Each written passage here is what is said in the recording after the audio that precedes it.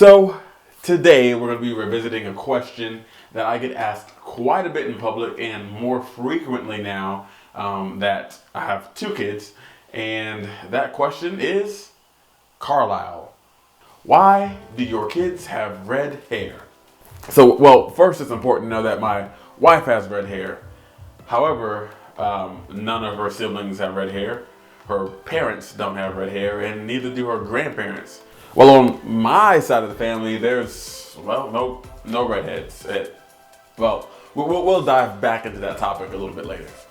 So, there we were, expecting our first child, and we would often be asked the question like, wouldn't it be crazy if you had like a mixed child with red hair? Yeah, that would be quite interesting, but yeah, not gonna happen. Well, it made perfect sense at the time. Well, out pops the baby and, well, red hair. No, like for real, like red hair, red hair. So then all of our friends and family are like, yeah, like that.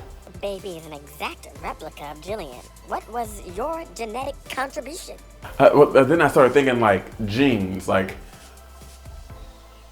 this really contradicts everything I thought about genetics and how dominant features work and how recessive features work. And so I did some digging, I did some research, and I had to educate myself. And this is what I got.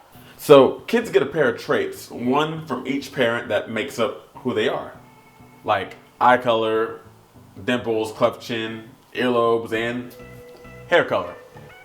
And for the most part, these traits can be dominant or recessive. And there's a bunch of other stuff in there like genetic mutations and all type of stuff that I don't have the time to learn about or teach about. But yeah, we'll just keep it basic for the time being. So if a dominant trait gets paired with a recessive trait, then only the dominant trait is seen or expressed.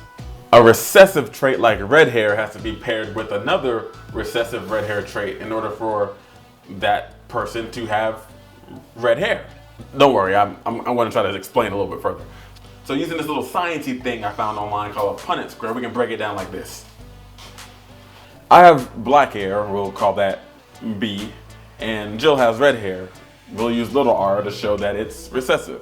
And we know for sure that Jill has to have two copies of the recessive hair trait since she is a redhead. And well, that's just the way it has to be. I mean, redheads have two recessive r's. And based on just this information, we can already determine that by this combination of traits that Jill and I can have a 2 out of 4 chance of having kids who have black or dark hair who carry a recessive red hair gene. But wait, we did have a redheaded child, so we can go ahead and fill in one of those little squares knowing that one of our offspring has a chance of being redheaded. That's 2 little r's.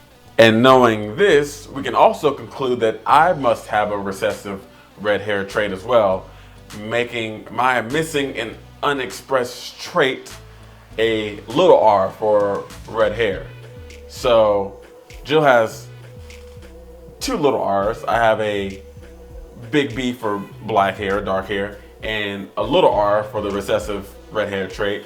And so now we can fill in this last piece of the puzzle with another double little r, and there we have it. We have a 50-50 chance of having redheaded kids.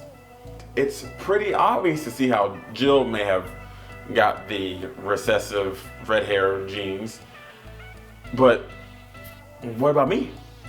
So I did one of those Ancestry DNA things, you know, you send off your saliva and they test it and tell you where all your ancestors come from and all kinds of stuff like that. And what do you know? I'm black, like very black. Oh, and there it is, like 3% from England and 2% from Ireland and Scotland.